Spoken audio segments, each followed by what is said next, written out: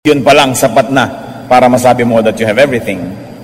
Job 1:4-5, his sons used to take turns holding feasts in their homes, and they would invite their 3 sisters to eat and drink with them. When a period of feasting had run its course, Job would send and have them purified. Early in the morning, he would sacrifice a burnt offering for each of them, thinking, perhaps my children have sinned and cursed God in their hearts. This was Job's regular custom. So, nandun ang righteousness sa buhay niya. Pag nagpepiyesta ang kanyang mga anak, ay naglalagay agad siya ng isang offering, alang-alang sa mga yon na baka sakaling nalingat at nalibang ay nagkasala sa Diyos. So Job, who had everything, had God, had children, and of course he had a wife, though up to this point is not named, and he had great wealth, as we already know.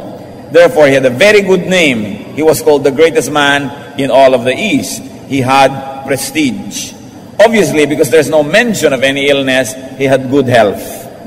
A man who was at the top of the world, and he had knowledge and wisdom. How can you have wealth if you are not knowledgeable and wise?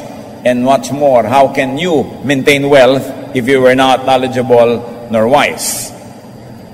Lahat na yata na pwedeng hanapin ng isang tao ay nasa kanya: magandang relasyon sa Diyos, maraming mga anak, kayamanan, magandang pangalan, kalusugan ng katawan, etc., etc. But Job would suffer a reversal.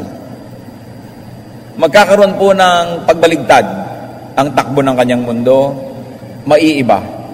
Para siyang pagtatakluban ng langit at lupa sa magaganap sa kanyang buhay sa isang iglap.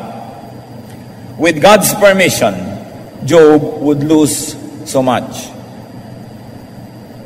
But such heavenly source of his reversal, such heavenly dimension of his problem would be unknown to him, so we will leave that equation out of our story now. Hindi naman all-knowing si Job, hindi niya alam ang nangyayari sa langit na pinayagan pala ng Diyos na dumating sa kanya ang mapakabigat na pagsubok. At si Satanas ang magiging kasangkapan upang siya ay dumanas ng malaki at matinding hirap. Job 1:13-15. One day when Job's sons and daughters were feasting and drinking wine at the oldest brother's house, a messenger came to Job and said, the oxen were plowing, the donkeys were grazing nearby, and the Sabaeans attacked and carried them off. They put the servants to the sword, and I am the only one who has escaped to tell you. So isang araw na nagkakaroon ng kasiyahan ng kanyang mga anak, masaklap na balita ang dumating. Job lost 500 yoke of oxen, 500 pares ng kanyang mga alagang hayop, 500 mga buriko or donkeys, and many servants who were taking care of the animals were lost. Sinalakay sila ng mga matatawag natin ngayong mga tulisan, pinaslang ang mga katulong, tinangay ang mga hayop na alaga. Job 1:16. While he was still speaking, another messenger came and said, the fire of God fell from the sky and burned up the sheep and the servants, and I am the only one who has escaped to tell you.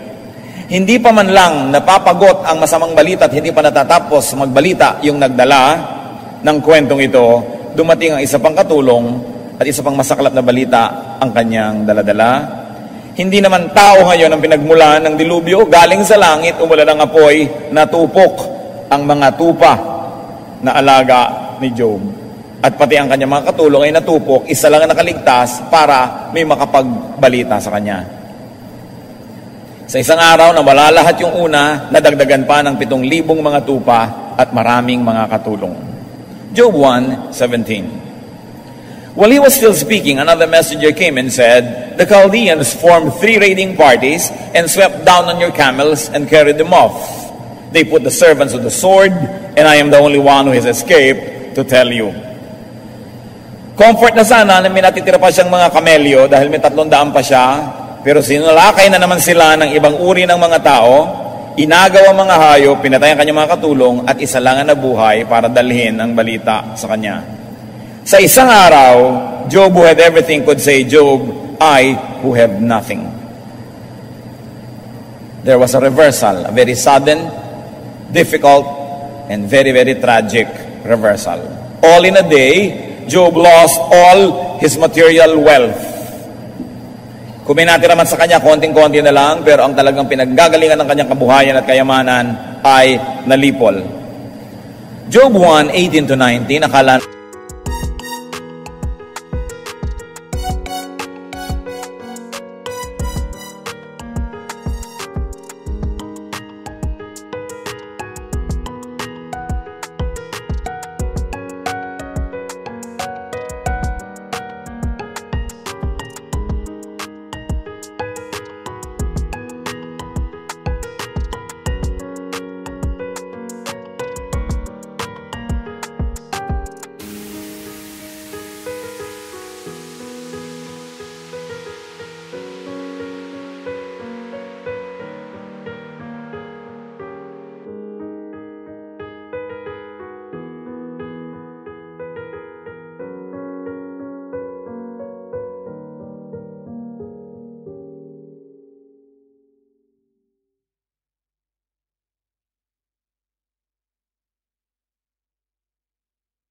natin ay tapos na ang kanyang hirap sa araw na yon.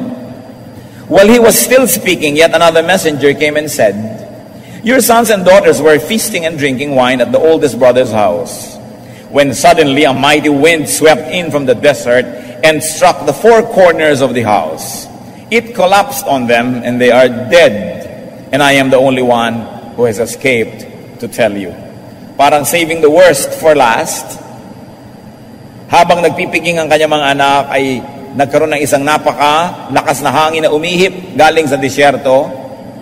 Tinamaan ang bahay at ang mga poste nito, nagiba ang bahay at naguhuan ang kanyang mga anak, 10 mga anak, nangamatay lahat sabay-sabay.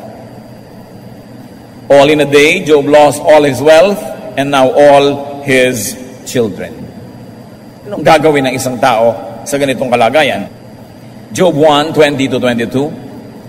At this, Job got up and tore his robe and shaved his head. Then he fell to the ground in worship and said, "Naked I came from my mother's womb, and naked I will depart. The Lord gave, and the Lord has taken away. May the name of the Lord be praised." In all this, Job did not sin by charging God with wrongdoing. Katulad ng kaugalian ng kanilang panahon, sa pagluluksa ay kanyang pinilas, pinunit-punit niya ang kanyang suot na damit at inahit niya ang kanyang buhok at siya'y nagpakalbo bilang tanda ng kanyang pagluluksa.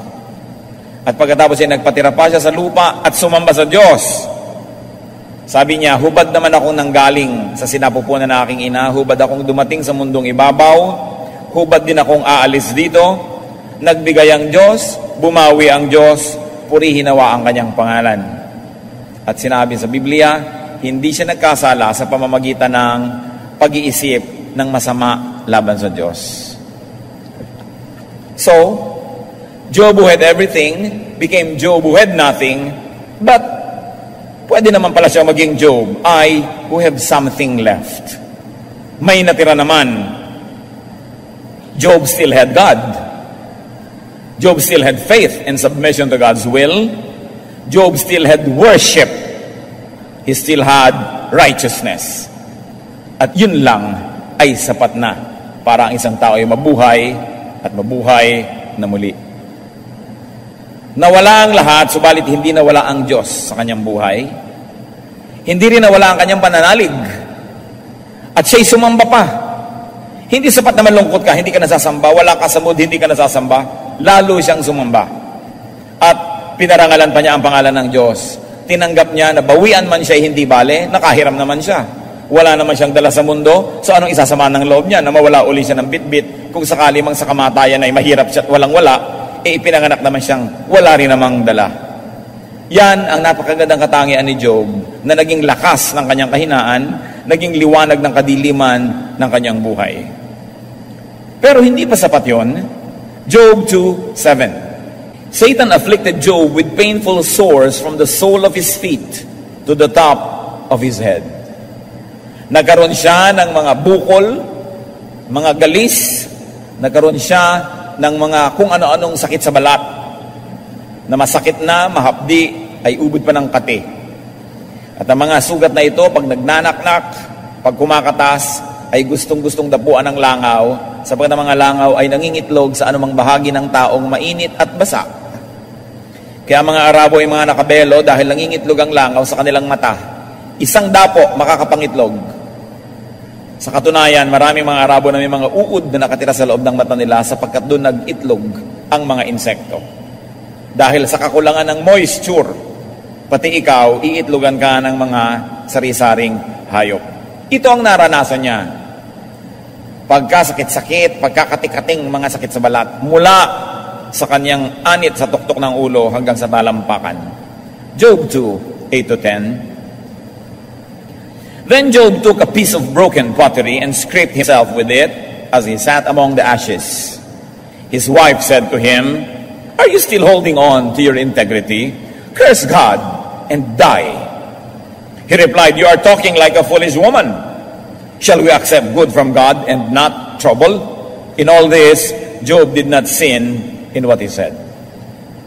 Ano ang naging tugon ni Job sa kanyang napakakating kalagayan? Umupo siya sa tumpok ng mga abo kung saan nagsisiga ang mga tao at may mga naiiwan ng mga abo. At marahil yun na ibinudbud niya sa kanyang katawan upang huwag siyang dapuan ng kutakot-takot na insekto. At naniniwala din ang mga tao noong unang panahon na may disinfectant quality ang abo. At sa kati ng kanyang balat ay minakita siyang bahagi ng isang basag na palayok. At ito ang pinangkamot niya at pinangkuskus niya sa napakakating mga sugat sa kanyang katawan. Ang opening remarks ng kanyang asawa sa kwentong ito, so far ngayon pa lang natin siya maririnig. Oh, bakit hindi mo na lang murahin ang Diyos at mamatay ka na nang matapos na yung mga gulo na ito? Yan ang sabi sa kanya ng kanyang asawa. Are you still holding on to your integrity? Meron ka pa rin bang worship? Meron ka pa rin dignity? Meron ka pa rin class? Ang ganyan na nangyari sa ating buhay? Praise God ka pa ng praise God? Murahin mo na lang ang Diyos.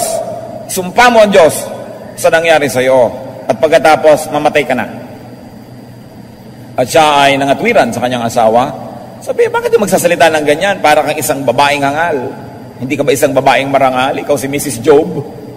Tagal-tagal natin ditong prestigious, ang yaman-yaman. Bakit ganyan ka? Para kang palengkera. Sabi niya, you're talking like a foolish woman. Ano bang gusto mo? Yun na lamang mga ibig natin at tanggapin natin sa Diyos. At kung may ipadala siyang hindi natin gusto, isusumpa mo na agad ang Diyos. At sinabi sa Biblia, hindi nagkasala si Job sa pagbuka ng kanyang bibig, pagamat sobra ang hirap ng kanyang katawan. Balikan natin, dahil sa nangyari, bumalik tayo sa Job ay who have nothing. Now, Job lost his health. It was not enough that he lost his wealth, that he lost his children. Now, Job loses his health, his physical comfort, his strength. Palapit ng palapit sa kanya yung sakit, yung hirap.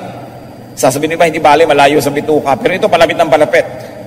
Nasa katawanan niya ngayon yung buong hirap. And obviously, he lost his wife dahil hindi na niya kakampi ang kanyang asawa. Siguro nung payaman siya ng payaman, darling ng darling sa kanya, honey, love, moi. Pero nung wala na siyang pera, pati ka na lang mamatay. Ang sabi ng babaeng ito, no? So nawalan na rin siya ng asawa, nawalan siya ng kakampi. Kaya pala hindi kinuha ni Satanas ang babaeng ito, hindi kasamang naguhuan, no? Dahil magiging kapartner niya sa pagpapahirap dito kay Job. And obviously, because of this and his skin diseases, he lost his prestige. Wala nang natira doon sa tao. Dangal man ay wala nang natira. Bagamat yung dangal niya sa kanyang kalooban nandun pa rin, pero sa tingin mo sa labas, parang wala nang natira. Dati nakaupo ito sa mga kutsyon, naliligiran ng mga pumapaypay, nilalagyan ng mga lotion, fino-foot spa, fino-foot scrub, hine-exfoliate, no? Hine-head massage. Dahil si Job yun ang yaman. Ngayon, abo ang kanyang inuupan, at pati ang pangkuskus niya sa kanyang balat, mga basag na palayok. So, sabi niya, huwag kang ganyan, para kang isang hangal na tao kung magsalita. So Job, meron pa naman natira. Pwede pa sabihin, I who have something left. Because Job still had reason. He still had wisdom. Hindi nakapasok sa utak niya ang sakit. Hanggang balat lang. Nagkaroon pa siya ng magandang pangatwiran. At meron pang natirang kayamanan sa kanya, mga kapatid. He had a piece of broken pottery. For his comfort and relief. And also the ashes. Yung dati siguro, ang tinitisod-tisod lang niya, hindi pinapansin-pansin, isa ngayong malaking bagay sa kanyang buhay, abo at basag na palayok. Job 2:11-13. When Job's three friends, Eliphaz, Bildad, and Zophar, heard about all the troubles that had come upon him, they set out from their homes and met together by agreement to go and sympathize with him and comfort him. When they saw him from a distance, they could hardly recognize him.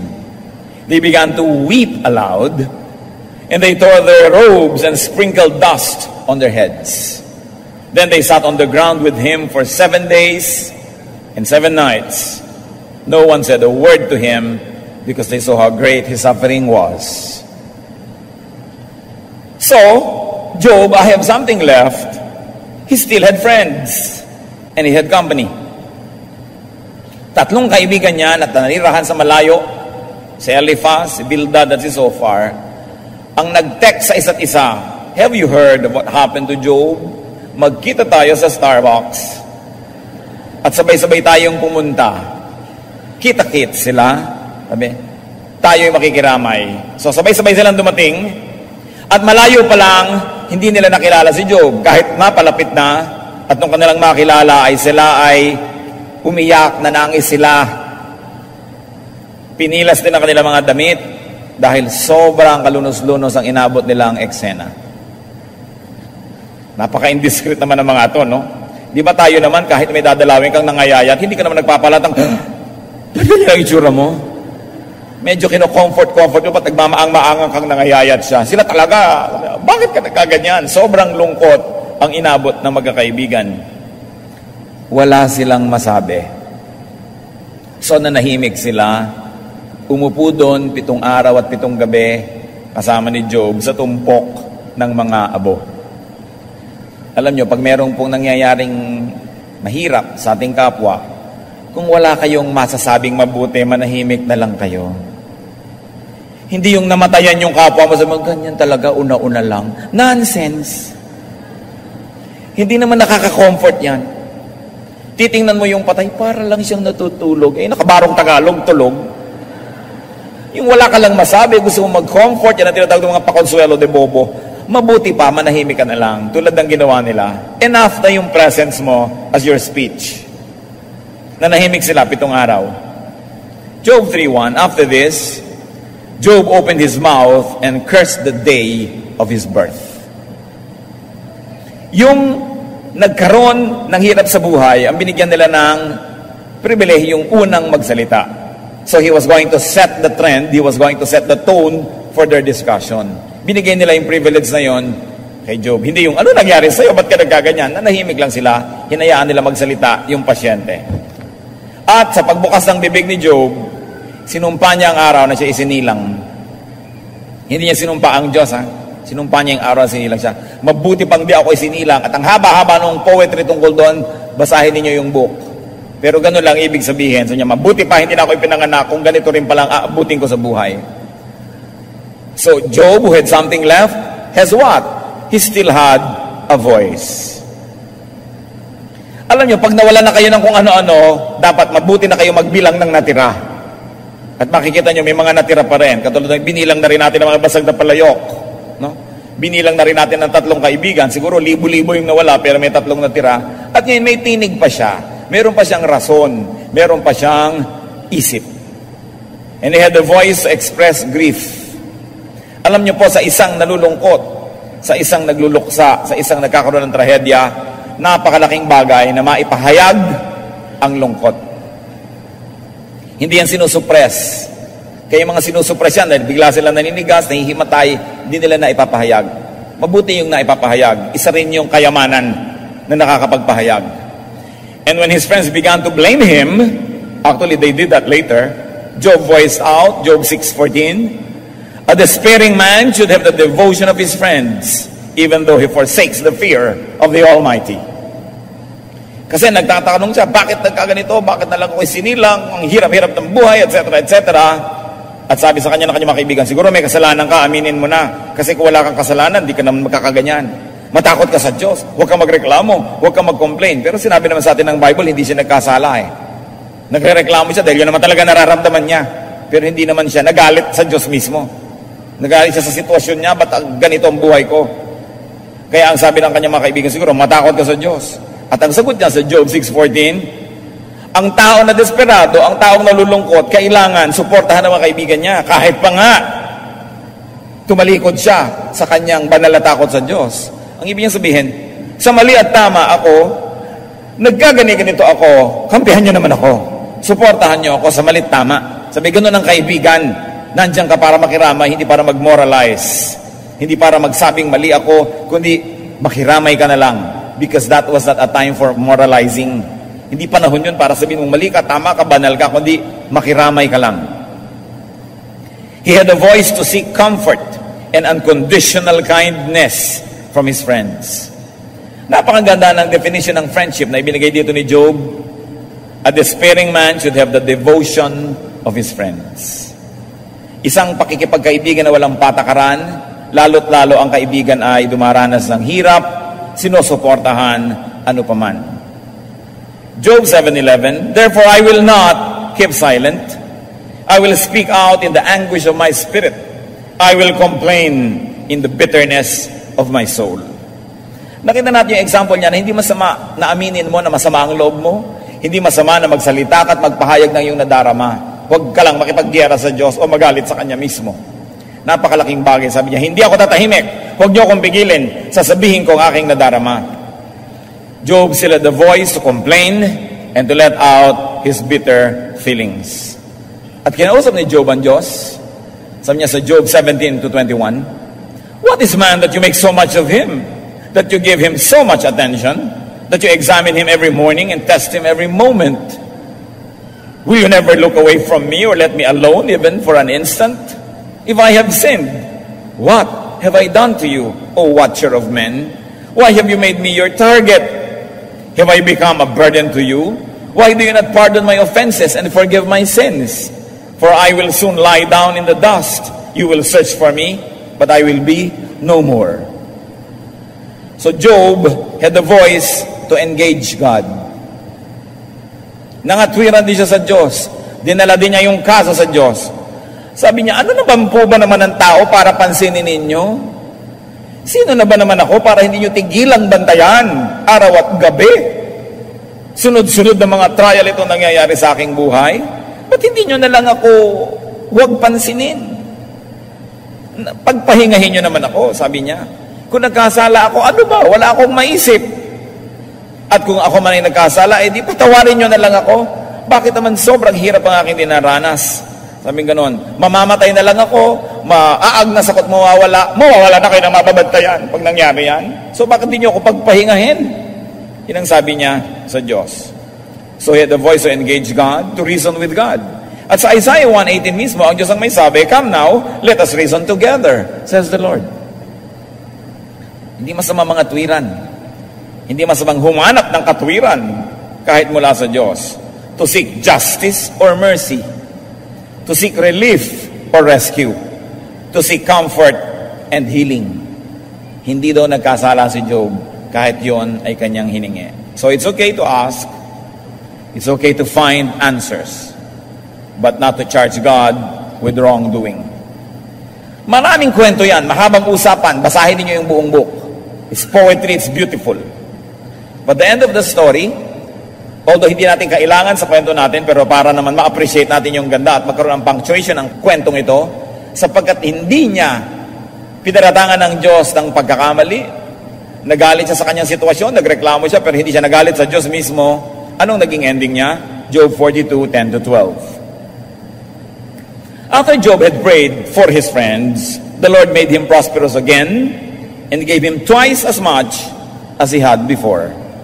All his brothers and sisters and everyone who had known him before came and ate with him in his house. They comforted and consoled him over all the trouble the Lord had brought upon him, and each one gave him a piece of silver and a gold ring. The Lord blessed the latter part of Job's life more than the first. So matapos ang mahabang kwentuhan nila, matapos ang mahabang pangangatwiran at pagtatalo niya sa mga kaibigan, pinagpala siya muli ng Diyos na doble pa ang lahat ng kanyang kayamanan. Nagdatingan yung kanyang mga kapatid, nagbigay ng kanyang mga singsing, hikaw, mga alahas, nagkaroon siya uli ng puhunan, yumaman siya uli. And to make a long story short, nagkaroon na naman siya ng maraming mga anak na higit pa raw magaganda kaysa doon sa mga nauna na namatay. Now, what are some lessons from Job's pain and comfort? Dapat naman may matutunan tayo dahil sobrang lungkot ng kwento, bagamat naging masaya ang ending. Life can have reversals. Isang katotohanan ng buhay. Maaring biglang mabago ang lahat.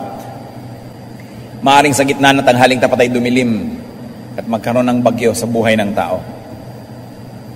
Ang kayamanan ay maaring maging kahirapan. Ang kalusugan ay maaring maging karamdaman. Ang buhay ay maaring maging kamatayan. Yung pagiging sikat ay maaring pagiging lubog. Life can have reversals. Often, suddenly. Ang reversals, kumisan ay bigla-biglang nangyayari, hindi halos mapaghandaan. So ano ang isang leksyon ng buhay sa kanyan? Enjoy the good times.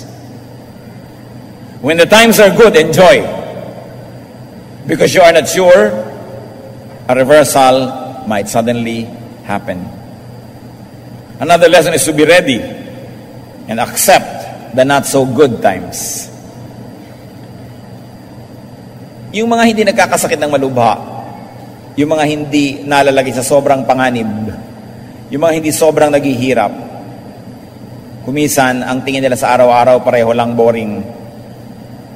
Pero yung mga nakakaranas ng sobrang pagkakasakit, pag gumagaling-galing at nakakakain uli, isang gloria ang kumain ng pagkain. Isang kaligayahan ng manungaw at tumingin sa araw na sumisikat. People who almost died in their experiences never fail to appreciate every day the little things. Yung mga sobrang naghihirap, ang nagiging appreciate nila sa konting ginhawa, napakalaki. Kaya kuminsan yung mga galing sa hirap na guminhawa, enjoy na enjoy sa kanilang ginhawa. Pero yung mga anak nila na lumaki na sa ginhawa, reklamo ang alam sa buhay, hindi marunong magpasalamat kasi hindi nakaranas ang hirap. Yung mga nakulong, enjoy na sila ilaya. So si Job, sa hirap na dinanas niya, siguradong lalo niyang na-appreciate yung pagbangon niyang muli. Pag kayo'y walang sakit, ang mga mahal niyo sa buhay ay walang malubhang sakit, yun pa lang ipagpasalamat niyo na. Meron kayong ganang kumain, kahit hindi niyo nakakain lahat ng putaheng gusto niyo, ipagpasalamat niyo na. Nakakalakad kayo at hindi kayo lumpo, hindi kayo bedridden, kahit nagpapalamig lang kayo sa mall at wala naman kayong binili, magpasalamat na kayo. Yung nakakakita ka lang, na kahit ano pa yung nakikita mo, kahit hindi maganda ang view sa bintana ninyo dahil pusali ng kapitbahay ang nakikita mo, yung nakakakita ka, pasalamat ka na, magtanong ka sa bulag. Yung hindi maganda ang boses mo, pagka kumakanta ka, ay talagang kumakalog ang lahat ng mga baso sa bahay nyo. Magpasalamat ka, magtanong ka sa hindi nakakapagsalita. Enjoy whatever there is to enjoy. Because life is not always able to enjoy the things around. Huwag kayong gigising sa anumang umaga na hindi nagpapasalamat sa Diyos sapagkat kayo buhay pa. Huwag kayong kakain ng anuman na hindi nagpapasalamat na kayo may kinakain. At kung minsan, kahit na nga nakukonsumi kayo sa mga kasama nyo sa buhay, pasalamat pa rin kayo dahil may kasama kayo. Ecclesiastes 7:14, when times are good, be happy. But when times are bad, consider, God has made the one as well as the other. Therefore, a man cannot discover anything about his future. Hindi mo alam kung bukas, enjoyable ang buhay or not. Now you have an opportunity to enjoy it now. Kung dumating bukas ang hindi enjoyable, tanggapin mo rin. Sabi, lahat yan ay galing sa Diyos. Masarap mat hindi, maginhawat hindi, nandyan yan dahil pinayagan niya ng Diyos. So dapat tanggapin ng tanggapin. Ang importante, kung ikay naghihirap, huwag kang magsisi na may mga panahon na dapat sana ay nagsaya ka naman pero pinili mo pa rin maghirap. Meron kayong party, nagkikilljoy ka, ayaw mong makisali. May kainan, ayaw mong kumain. Ngayon, pagka nagtaggutom, sising-sisi ka, bakit ba hindi pa ako nakakain ng pagkain?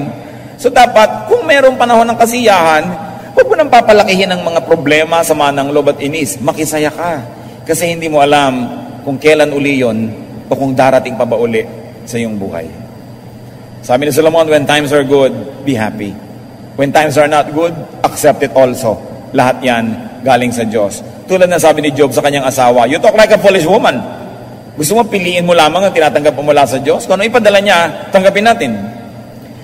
At mga kapatid, kung na-reverse ang situation ni Job from wealth to poverty, tatandaan nyo, a bad situation can also be reversed. Hindi lang naman yung good ang magiging bad eh. Yung bad din pwede maging good. Kasi lahat pwedeng mapalitan. Sabi nga nila, pag umikot ang gulong ng buhay, maaaring mapalitan ang lahat. So kung ikaw ngayon good, pasalamat ka. Pag dumating yung bad, pasalamat kang nakaranas ka na ng good ang buhay mo. Ngayon, kung bad ang buhay mo ngayon, umasa ka na mapapalitan yan. At ngayon, huwag mong inisin ng Diyos. Huwag kang makipagkagalit sa Kanya, huwag kang magkasala para ma-reverse din ang iyong situation. What is important here is to always hope. Siguro naman wala nang darana sa atin ang higit pa doon kay Job, pero hindi siya nawalan ng pag-asa. Psalm 42 verse 5, why are you downcast, O my soul? Why so disturbed within me? Put your hope in God, for I will yet praise Him, my Savior and my God. So kinakausap ang sarili. So, ikaw kaluluwa ko, spirito ko, mukha ko, bakit ganyan samba ko lang mukha mo? Bakit ka naninimangot? Bakit ka naglulungkot-lungkot dyan? Sabi ko, umasa ka sa Diyos. Pupurihin ko pa ang Diyos kahit anong nangyayari. Dahil kung may masama na nangyayari sa inyo, alangan naman sundin nyo yung payo ni Job na murahin niya ang Diyos, sumpahin niya ang Diyos. Hindi lalong nagkagulo-gulo yan. Kaya mas magulo na nga ang buhay, mas humanap ka na maipupuri. Pray. Worship. Hindi ni-neglect ni Job ang pag-worship niya kahit dilubyo ang dumadating sa kanyang buhay. Do what can be done. Keep your faith. Reason out with God. Reason with your adversaries. And scrape yourself with your broken pottery. Find comfort in anything that becomes available to you. Other lessons from the pain and suffering of Job is that many things like wealth, health, and people can be lost.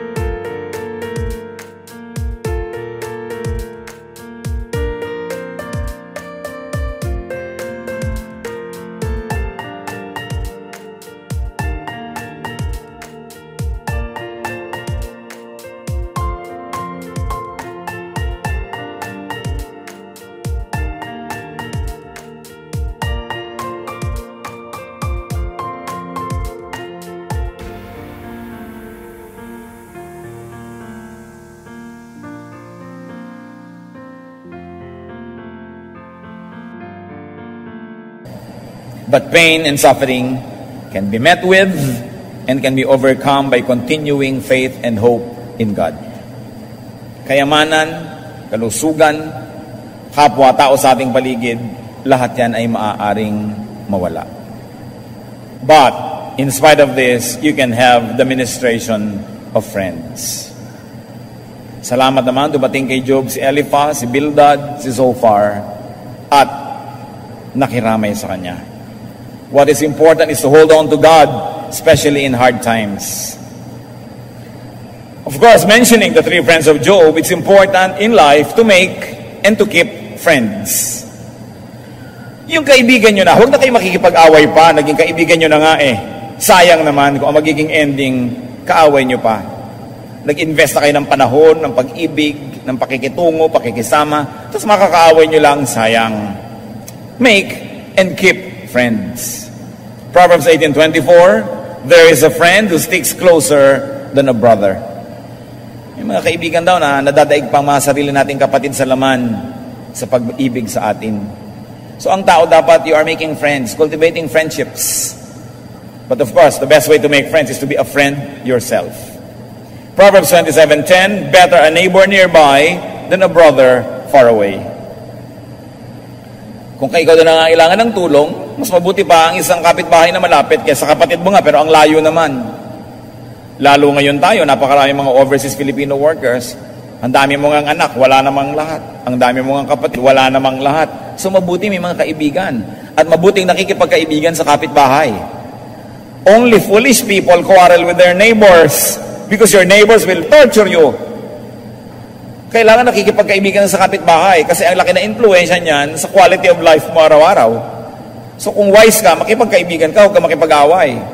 Dahil kahit pa nga, mas mayamang ka dyan o mas malakas, kaya ka pa rin niya inisin. So, makipagkaibigan sa mga kapitbahay. And be a friend. Especially to a Job. May kilala ba kayo mga kapatid na dumaranas ng sobrang hirap? Magpakabildad naman tayo or Eliphaz or Zophar. Makiramay. Tumulong. Proverbs 27:10, do not forsake your friend and the friend of your father. Isa yan na itinuturo ng karunungan ng Biblia. Huwag talikuran ng iyong kaibigan. Ibig sabihin yan, in times of need. At pati kaibigan ng iyong magulang ay tulungan mo rin. Pagtanaw ng utang na loob, sapagkat kung yan ay nakipagkaibigan sa ating magulang, nakatulong sa ating magulang, kasama tayo dapat tumatanaw ng utang na loob na yon. Sabi ganoon, yung mga tumulong sa mga magulang natin, susuklian nyo yan. Kung wala na sila, yung mga anak nila, suklian niyo ng kabutihan. Kung alam nyo na yung magulang nila, gumawa ng mabuti sa magulang nyo. This is the godly way. Ang itinatanim naman natin, inaani rin natin. At Matthew 25:40, tungkol sa paggawa ng mabuti, maging sa maliliit na tao, the king will reply, I'll tell you the truth, whatever you did for one of the least of these brothers of mine, you did for me. Inaari daw ng Diyos na anumang ginagawa sa mga maliliit na tao ay parang sa Kanya ginagawa. Kaya kung nagiging mabuti tayo sa mga ganong tao, ay parang Diyos ang ginagawa natin ng mabuti at Siya ang nakalaan na gumanti ng kabutihan din. Kung ating mga kaibigan po ay nagdaranas ng sobrang hirap, sabihin pa na problema nila, sabihin pa na silang may kasalanan, pero sa panahon ng sobrang lungkot o luksa o hirap, just be a friend, not a sage, not a professor, not a lecturer. Just be a friend, not a critic, not a judge. Ang ganda na sana nung ginawa ng tatlong kaibigan na nahimik na lang. Pero after the 7th day, nagsimula na silang sunod-sunod na sisihin at idiin si Job. Basahin niyo yung buong aklat. Ang ganda ng mga pangangatwiran nila. Tama na yung makiramay. Don't preach in times of sorrow. Hindi rin makikinig yung nagdurusa. Hindi lang tayo makakatulong. Be a friend, especially during your friend's hard times. Hindi ka dapat maging judge sa mga panahon na yon. Hindi pinag-uusapan kung ano ang mali at tamang ginawa. Ang pinag-uusapan, paano mo siya pahihingahin kung di siya makahinga? Paano mo siya pakakainin kung di siya makakain? Paano mo siya bubuhayin kung nag-aagaw buhay siya? Yun ang importante ng pinag-uusapan sa panahon ng kagipitan. At kung ating mga mahal sa buhay ay sobrang nagdurusa, speech is silver, silence is gold. Yun naman siyempre may kasalanan, kaya nagdurusa, alam na rin niya yun hindi mo na kailangan pagdiinan pa. May sugat na nga, huwag mo nang sundot-sundutin, alam na niya yun, at lalong maging masakit. Proverbs 17:17, a friend loves at all times, and a brother is born for adversity. Yan yung theme song na, that's what friends are for, no? Sabi, kaya nga may kaibigan, kaya nga may kapatid para sa kahirapan. Pero dapat ang nagsasabi doon yung tumutulong, hindi yung tinutulungan. Halimbawa, may nagbibigay sa inyo. Ayaw mong tanggapin, nahihiya ka. Dapat yung nagbibigay ang magsasabing, that's what friends are for. Pero hindi ka binibigyan, sasabihin mo, this is what friends are for, bigyan mo ako. Hindi ganun ang paggamit nun. Ang nagsasabi niyan ay yung tumutulong. God knows His business. That's one other lesson we can learn from Job. Trust God. Though every single cell in your brain doubts or would like to doubt, though your brain and reason likes to disagree, trust God.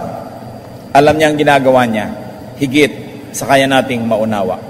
Alam niyo po, napakaraming reklamong ibinigay si Job. Nakipagtuos talaga siya sa Diyos. Sinabi niya, wala naman akong ginagawang masama. Bakit nagkakaganitong buhay ko? Kailangan maintindihan ko kung anong punot dulo na aking mga pagdurusa. At matapos siyang pakinggan ng Diyos sa kanyang napakaraming mga inireklamo, nagsalita ang Diyos. Mahaba rin ang sagot. We will quote some. And let's see kung tayo si Job na nagrereklamo, anong isasagot natin pag sinabihan tayo ng ganito. Job 38, selected verses. Then the Lord answered Job out of the storm. He said, who is this that darkens my counsel with words without knowledge? Brace yourself like a man. I will question you, and you shall answer me. Sabi niyo, sino ba itong nagdudunong-dunungan na nagtatanong? Maghanda ka, magpakatatag ka, dahil tatanungin kita, at humanda kang sumagot. Where were you when I laid the earth's foundation? Tell me if you understand. Who shut up the sea behind doors when it burst forth from the womb? When I made the clouds its garment and wrapped it in thick darkness? When I fixed limits to it and set its doors and bars in place? When I said, this far you may come and no farther, here is what your proud waves halt. So, sinariwa ng Diyos ang creation. Sabi, nandun ka ba nung nilikha ko ang mundo? Nung binigyan ko ng kaayusan ang lahat ng gulo, pinaghiwalay ko ang tubig at lupa, binigyan ng hangganan ng mga alon at sinabihan sa kanya, hanggang dyan ka lang. At sinabi ko sa mga ulap na hanggang dyan ka lang. Sabi, nandun ka ba? Paki-explain mo nga. Naintindihan mo ba ang ginawa ko? Sabi ng Diyos. Have you ever given orders to the morning or shown the dawn its place, that it might take the earth by the edges and shake the wicked out of it? Ikaw ba nagpapasikat ng araw? Naiintindihan mo ba kung paano nangyayari ang lahat ng mga bagay na yan? Tatanong-tanong ka? Have you journeyed to the springs of the sea or walked in the recesses of the deep? Have the gates of death been shown to you? Have you seen the gates of the shadow of death? Sabi, nalusong mo na ba mga pusod ng dagat? Nakita mo na ba ang kalalim-laliman ng mga malalalim na mga bagay? Nakita mo na ba na unawa mo na ba ang kamatayan? Can you bind the beautiful Pleiades? Can you loose the cords of Orion? Sabi nga, yan. Mapagtutuhog-tuhog mo ba ang mga bituin para gumawa ka ng mga constellations? Can you bring forth the constellations in their seasons and let out the bear with its cubs? Do you know the laws of the heavens? Can you set up God's dominion over the earth? Can you raise your voice to the clouds and cover yourself with a flood of water? Do you send the lightning bolts on their way? Do they report to you, here we are? Who endowed the heart with wisdom or gave understanding to the mind? Sabi, nauutusan mo ba ang hangin? Nauutusan mo ba ang mga kidlat na dito kayo tumama, doon kayo magpunta? Napapatunog mo ba ang mga kulog? Nauutusan mo ba ang baha na tumaas o bumaba? Ano ka para magtanong ng ganyan mga bagay? Do you give the horse his strength or clone his neck with a flowing mane? Do you make him leap like a locust, striking terror with his proud snorting? Does the hawk take flight by your wisdom and spread his wings toward the south? Does the eagle soar at your command and build his nest on high? So sinariwa ng Diyos ang mga kabayo, mga ibon, ang mga lawin, ang mga agila. Lumilipad ba yan dahil tinuruan mo? Sinasabihan mo ba sila ng gagawin? May ganon. Hindi. Wala kang malay sa mga bagay na yan. So sino ka para magtanong? Job 41:2, the Lord said to Job, will the one who contends with the Almighty correct him? Let him who accuses God answer him. At matapos ang paliwanagan, ang sinabi na lang ni Job, bow. Sabi niya, oo nga, sobrang hirap ang dinanas ko, pero hindi ko alam yung mga pinagsasabihin nyo na yan, so oo nga, hindi na lang ako dapat magreklamo. Nagreklamo lang naman para yung lango. Di sige, bow. Bow si Job.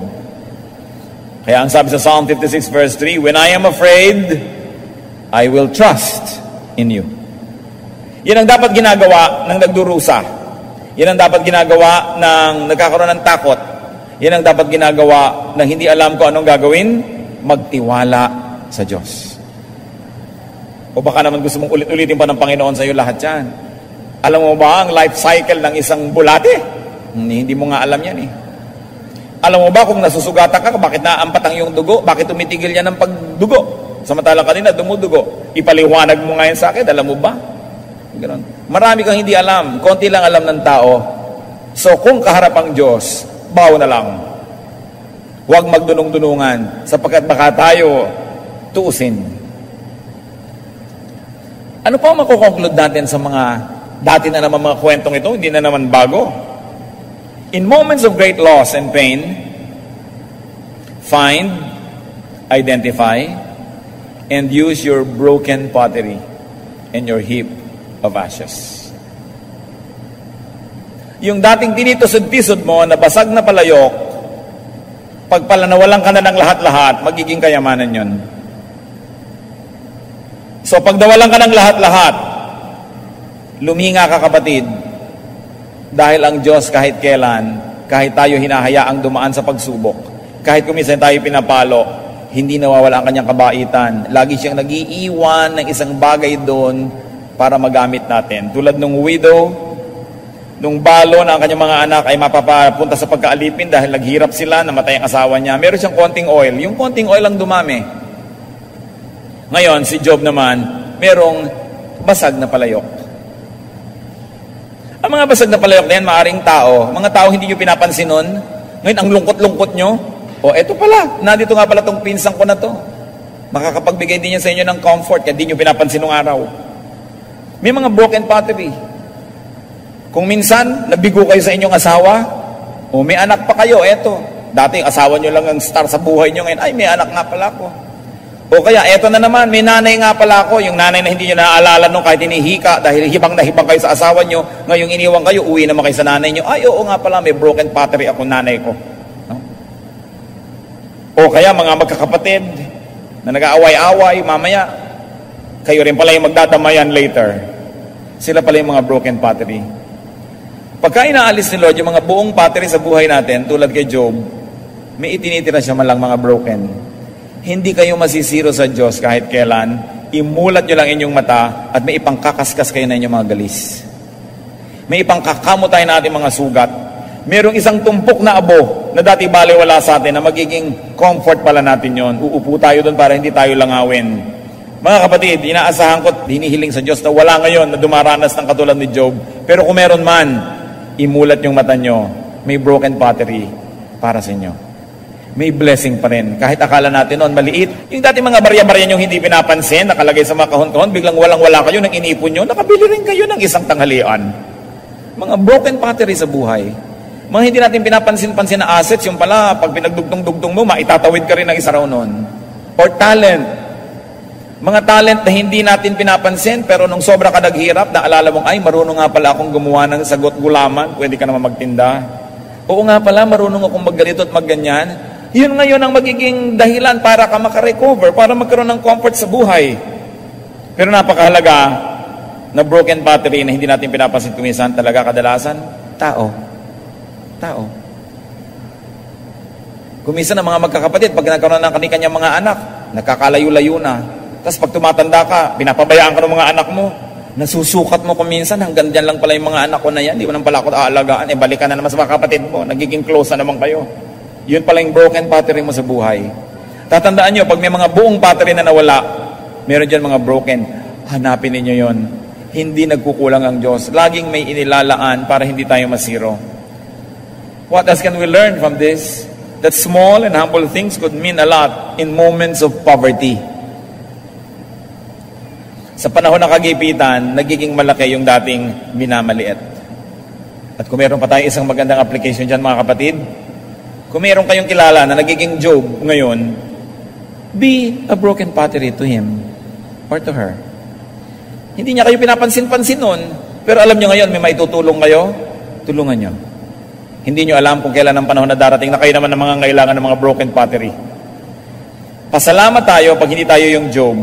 Be the broken pottery and comfort this Job.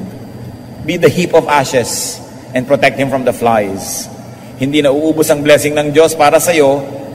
At lalo namang maganda kung ikaw kapatid ang nagamit niya na maging blessing sa iba. Another lesson we can learn, no matter what, just hang in there. Huwag kayong bibigay, huwag kayong bibitaw. Lilipas din ang bagyo. Be there when the new day dawns. Be there when the new day comes. Paano daw ba ang description ng pagpapala ng Diyos? Lamentations 3:23-26. They are new every morning. The blessings of God. Great is your faithfulness. I say to myself, the Lord is my portion, therefore I will wait for Him. The Lord is good to those whose hope is in Him, to the one who seeks Him. It is good to wait quietly for the salvation of the Lord.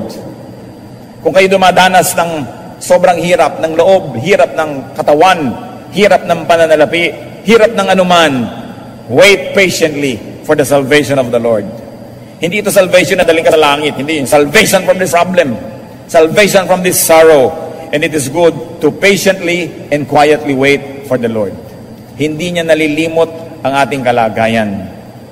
Kung minsan, paulit-ulit lang yung lesson, yung lecture, kasi hindi pa natututunan yung lesson. Kahit sa school, inuulit yung lecture pag hindi natutunan at sobrang hindi mo natutunan, ikaw uulit ng kurso. Kaya kung minsan ang mga difficulties natin paulit-ulit kasi hindi pa natin natutunan yung leksyon. But if we learn the lesson, the lecture will stop and then life will move on. Lamentations 3:31-33. For men are not cast off by the Lord forever. Though he brings grief, he will show compassion. So great is his unfailing love. For he does not willingly bring affliction or grief to the children of men. Hindi daw kagustuhan ng Diyos. Pinapayagan man niya. Hindi niya kagustuhan na dumanas ng hirap ang mga anak niya. At kung pinapayagan man niyang dumanas ng hirap, hindi daw yun forever. Yun ay may hangganan. So kung dumaranas tayo ng mga hirap, hold on. Huwag kayong bibigay. Huwag kayong bibitaw. Laging umasa. And do not sin by charging God with wrongdoing. You may complain. That's why it's good to have friends. Pero panapanahon lang ang paghihirap. Bawat hirap ay may katapat na ginhawa. Bakit tayo nakakatiyak? Sapagkat bawat dilim ay may katapat na liwanag. Bawat negative number ay may katapat na positive. Lahat ay balanse. So bawat hirap may katapat na ginhawa. Bawat ginhawa may katapat ding hirap.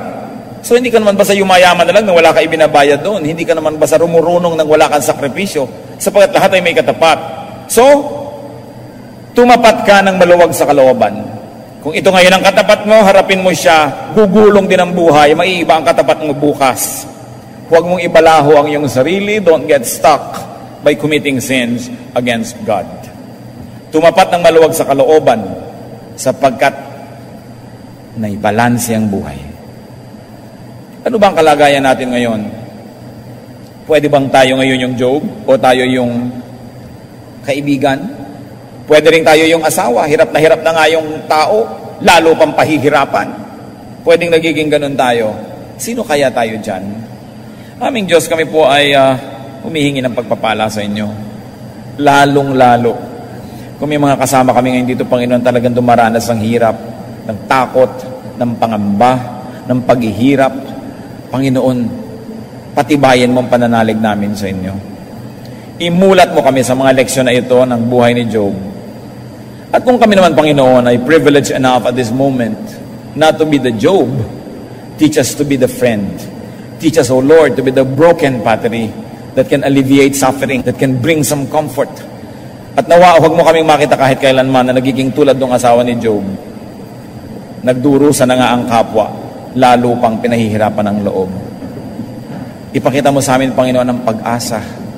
Ipakita mo sa amin ang inyong karunungan na sa kabila ng mga panandaliang panahon na kami lumulusong sa mga madilim na mga lugar, nandun pa rin kayo.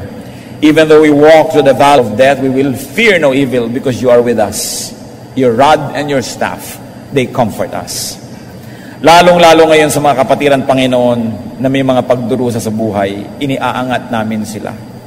Yumuko tayong lahat sa presensya ng Diyos. Nais kong ipanalangin, sino man sa ating mga kapatid na narito ngayon, ang maikukumpara nyo ang inyong sarili kay Job. Meron kayong suffering, maybe it is emotional, maybe it is physical, maybe it is a social suffering, maybe it is spiritual, at talaga nahihirapan kayo. Nais ko kayong ipanalangin, at ang lahat ng mga kapatid ay mananalangin din para sa inyo. Kung kayo nagsasabing, Lord, I have this great difficulty and I need to strengthen my faith, I need prayer, and I need support from my friends, from my brothers and sisters in the Lord, mananalangin tayo ng taimtim. Nandito ang presensya ng Diyos. At siya, kung paano niya sinagip si Job matapos ang sobrang hirap, siya rin yung Diyos natin ngayon. Lumilipas ang lahat. Ang mahalaga sa tao ay maging matibay, maging matatag, huwag bumigay, para pag sumikat ang bagong araw, nandyan kayo upang ito ay masalubong ninyo. Kung sabi, Lord, I want to pray and I want to be prayed for. Sa mga kapatid natin na hindi kayo dumaranas ng napakabigat na dagok ng buhay ngayon, sasamahan niyo ako manalangin para sa mga kapatid natin. Hindi na natin kailangan alamin pa kung ano ang dahilan ng pagtayo. Basta't merong kailangan sa Diyos dahil sa isang matinding kagipitan o paghihirap. O Diyos, kayo na Diyos ni Job, kayo na lumikha ng langit at lupa. Kayong nagpatahimik sa Kanya nang sariwain niyo ang inyong kapangyarihan, ang kadakilaan, ang hiwaga ng inyong mga katangian. Kayo ang Diyos na nilalapitan namin ngayon at idinudulog namin sa iyo mga kapatid na anuman ang dahilan ng kanilang paghihirap, kanilang pagdurusa, ng kanilang mga kabigatan. O Diyos, una hinihiling namin, patibayin niyo po ang pananalig ng mga kapatid. Patibayin niyo ang dibdib, ang loob, ang puso, ang isip, upang ang lahat ng ito ay mapagtagumpayan ng hindi lumalayo ang loob sa inyo. Patibayin mo ang pananalig, Panginoon, ng higit pa kailanman na naranasan. Papaglinawin niyo ang isip. Bigyan niyo ng matalas na mata, Panginoon, para makita yung mga broken battery na makakatulong sa kanila. Bigyan niyo ng mainam na mga pangungusap at pangangatwiran at nang sa ganon, ang katotohanan ang magpalaya sa mga kapatid. At Panginoon, padalhan niyo ng mga kaibigan tulad nila Eliphaz, nila Zophar, nila Bildad, na tutulong makikiramay. At Lord, ang dalangin namin, ilalayo mo at ililigtas sa tulad ng asawa ni Job na bad influence, turning a situation that's bad into worse. Nawa, Panginoon, ilalayo mo mga kapatid sa mga lalong magpapagulo ng isip, magpapahina ng loob, at magpapahina ng pananampalataya. At sa lalong madaling panahon, O Panginoon, dinadalangin naming lahat na mga kapatid na tumihingi ng iyong tulong ay maahon sa mga dinaranas nilang hirap. Sagipin mo, O Diyos. Tapunan mo ng liwanag ang mga madidilim na bahagi ng buhay. Bigyan mo ng lakas, ng isip, ng diwa, ng loob. Pagkalooban mo ng mga pagpapalang kailangan, kagalingan ng katawan, kalayaan ng pag-iisip, at nawaan